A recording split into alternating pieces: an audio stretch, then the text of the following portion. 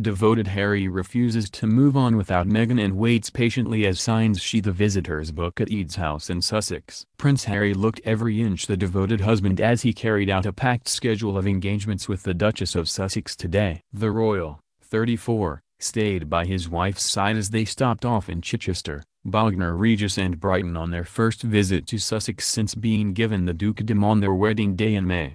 At one point, during a tour of the historic Eads House in Chichester, Harry was filmed waiting dutifully for Meghan, 37, as she finished signing the visitor's book. A local official tried to point out another feature in the room but Harry would not be distracted, preferring to gaze lovingly at Meghan as she finished signing.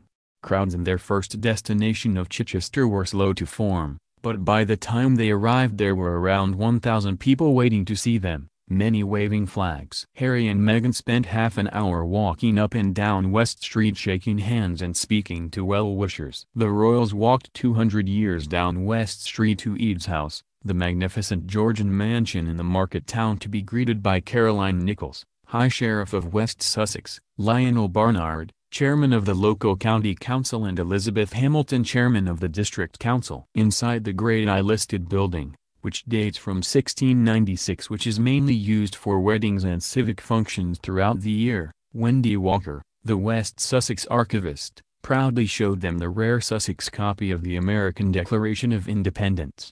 The declaration, stored in the local records office but displayed especially for the royal visit, is one of only two contemporary handwritten ceremonial manuscript copies, the other being the signed copy housed in the National Archives in Washington, D.C. It was originally delivered to the town in 1956 by solicitor Leslie Holden, who worked for local firm Rapers and collected many local historical documents throughout his life.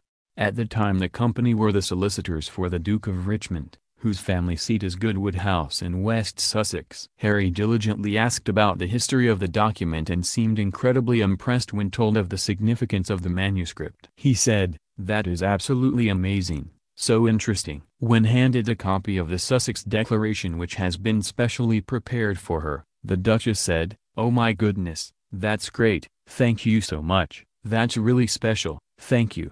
On behalf of the Records Office, Mrs. Walker also presented Meghan with a copy of the book Roots of America, an anthology of the documents relating to American history kept in the West Sussex Records Office. The Duke and Duchess both signed the Eads House Visitors Book.